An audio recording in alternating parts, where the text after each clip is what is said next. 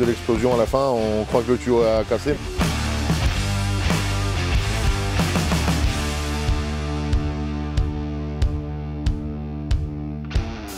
Bon et bien bonjour à toutes et à tous et bienvenue dans ce nouvel épisode de Farming Together. Moi c'est Arthur et aujourd'hui j'ai décidé de vous emmener découvrir un chantier d'épandage de lisier. Mais c'est un chantier d'épandage peu commun puisque c'est un épandage 100 tonnes. Bon, ça devient de plus en plus courant dans les campagnes. Pour découvrir ça aujourd'hui, on va aller à l'ETH Jucois, donc rencontrer Mathieu, le gérant de l'entreprise. On va passer la journée avec lui. Il va nous expliquer le principe de l'épandage 100 tonnes et puis nous expliquer son activité en tant qu'entrepreneur.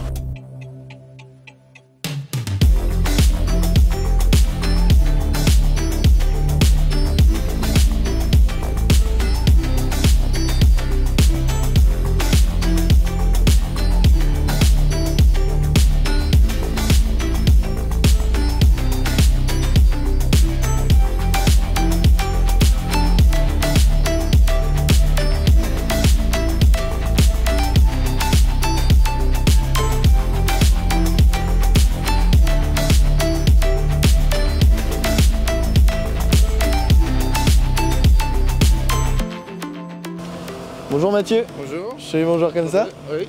Bon, du coup aujourd'hui chantier d'épandage 100 tonnes, c'est ça? Oui, c'est ça, oui. Donc voilà, on va passer la journée ensemble. Oui. Et moi dans un premier temps, j'aimerais en savoir un peu plus sur ton activité en tant qu'entrepreneur. D'accord, ouais, moi donc j'ai créé l'entreprise en 2015, donc avec pas trop d'activité à ce moment-là. Et après j'ai vraiment commencé à développer 2016 avec l'achat de ma première ensileuse. Et du coup 2016 a commencé vraiment l'activité avec le premier répandeur aussi. Et puis voilà, de fil en aiguille on a développé l'activité. Et depuis 4 ans où j'ai commencé un tout petit peu la rampe 100 tonnes suite à une demande vraiment de certains clients. Donc je ne me suis pas renseigné d'autres choses, je suis parti sur cette activité-là parce que les clients m'ont demandé ça et du coup voilà quoi, je suis parti vraiment sur ce principe-là et puis depuis ça marche plutôt bien. Donc là aujourd'hui on est 7. Donc j'ai 4 CDD et 3 CDI. D'accord. Donc dont ma compagne et mon père que j'ai repris en CDI suite à l'arrêt, son arrêt la retraite, et il a voulu continuer, donc voilà je l'ai repris en CDI. Et puis moi-même quoi. Donc ça nous fait 8 sur l'entreprise à l'heure actuelle. Et je reprends entre 2 et 4 CDD à partir des débuts des ensilages début avril. D'accord, ok. Donc le cœur de métier chez vous, c'est vraiment l'ensilage. Ouais, voilà, 2016 j'ai commencé là-dessus. Je suis parti avec une ensileuse suite à l'arrêt d'une Cuma sur la Vienne. Et donc après j'ai eu la chance d'avoir un élevage assez important au pied de chez moi qui m'a fait confiance et qui nous a aidé à nous développer. D'accord. Et puis du coup après voilà, suite à la com, suite au bouche à oreille encore une fois, j'ai développé l'activité. Donc aujourd'hui on se retrouve avec 3 ensileuses pour toute l'année. Et puis donc on récolte 3000 hectares d'herbe à peu près, 3000, 3800 et 2000 hectares de maïs. D'accord, ok. Sur la campagne. Et donc après on est à peu près moitié-moitié au niveau de l'ensilage. Éleveur, méthanisation quoi. C'est quasiment. Avant c'était un peu plus d'éleveurs que de méta et maintenant on est à peu près moitié-moitié. On n'était déjà pas un gros secteur d'élevage et les élevages ont grossi par contre. On a des élevages de plus en plus gros, hein. Les élevages de 50 vaches, il n'y en a plus dans le secteur. Donc du coup on est sur 120, 150 vaches à peu près de moyenne et on a des élevages un peu plus gros aussi. Comme celui-ci par exemple. Donc ici donc on est sur la ferme des Maurices, donc à Neuilly-le-Brignon, donc qui est quand même un très bel élevage avec de la fromagerie, transformation, fromagerie yaourt, etc. Et donc voilà, tout robotisé les lits, donc il y a une très belle structure ici. Donc on a la chance qu'ils nous fassent confiance pour les épandages des lisiers. Donc depuis 3 ans qu'on vient ici à la faire à la rampe 100 tonnes tout autour de la ferme. Donc voilà quoi. Quel est ton rayon, ton périmètre d'activité Après on est obligé de se restreindre parce qu'on a de la demande assez loin, mais je vais jusqu'à 60 km, 60-80 km quoi à peu près. Ouais, là, la rampe 100 tonnes, on va être à 70 au plus loin, puis 80 aux épandages solides. Et là, je vois qu'il y a toute une installation pour l'épandage 100 tonnes. Oui. Comment ça se passe concrètement? Parce que je suis venu hier, donc j'ai vu comment ça se passait. Ouais. C'est assez impressionnant, mais est-ce que tu peux réexpliquer parce que ça prend du temps, du coup, déjà quand on arrive, la première chose c'est que on est à l'accueil avec les clients. Ils nous expliquent aussi où on va faire au niveau des parcelles, parce que ça c'est hyper important pour nous, savoir par où on commence à tirer le tuyau, parce qu'on commence toujours au plus loin à revenir à la ferme. Donc on commence en général par ça. Pendant ce temps-là, moi le temps que je fais ça, il y en a qui installent la pompe. Donc on commence, c'est les deux premières choses à faire, hein, donc installation de la pompe. Quand il y a des aménagements à faire, remettre des brides pour s'adapter à notre pompe à nous, donc on fait des modifications.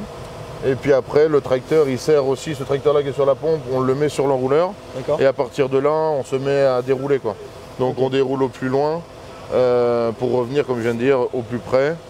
Et donc après, on se sert de la poulie pour faire des angles, parce qu'un tuyau, c'est comme ça, c'est que des lignes droites. Donc du coup, on sert de la poulie pour faire les angles, quoi. Je voyais ça aussi, il y a 2 types de tuyaux. Ouais, voilà, ouais. Donc il y a 2 types de tuyaux. Donc on a le dragman noir, celui-là il sert qu'à faire du transfert. Donc ce tuyau-là, une fois qu'il est en place, on ne peut plus le bouger.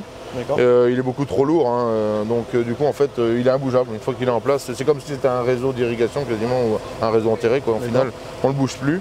Et donc après on a 1800 mètres de tuyaux comme ça. Et après j'ai 500 mètres de tuyaux d'épandage. Ça stocke quand même pas mal de lisier jusqu'à... donc du coup on a 4 mètres cubes de lisier par 200 mètres. Et après on a 4 mètres cubes de lisier que dans les 500 mètres qui restent, quoi. Et donc ça commence à faire... Ouais, donc ça fait déjà du volume. Donc c'est un truc qu'il faut anticiper à la fin de l'épandage de la parcelle. Parce que du coup nous on balance une balle avec le compresseur. Donc on envoie la balle pour vider tout le réseau qui pousse le lisier à la rampe.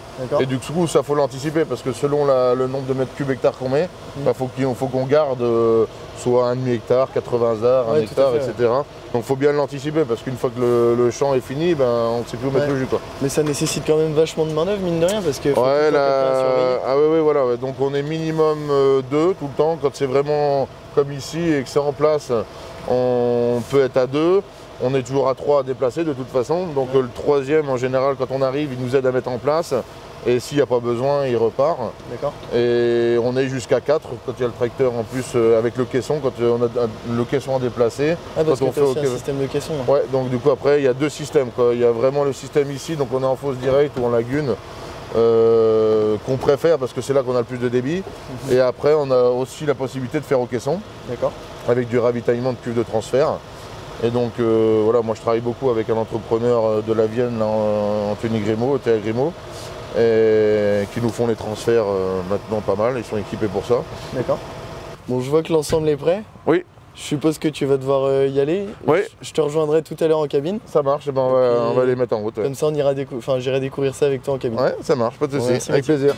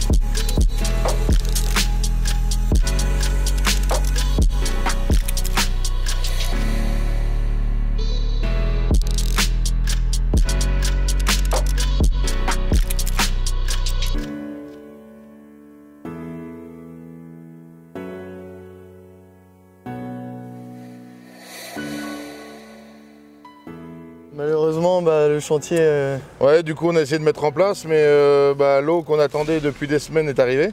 Donc c'est quand même dommage. Bon, ça passerait, mais on a pris la décision d'arrêter pour aujourd'hui. Ouais. Parce que on a quand même pris pas loin de 30 mm là, depuis hier. Et du coup, les terres sont quand même pas mal détrempées. Et du coup, voilà, c'est quand même dommage. Ça fait des semaines qu'on n'a pas eu d'eau et la semaine prochaine, ils auront super beau. Donc voilà, je préfère décaler un petit peu. On aurait pu passer, ça aurait pu passer, mais au risque de faire quand même un peu de mal. Donc on a pris la décision avec le client de décaler à lundi. On va laisser s'égoutter le week-end et puis...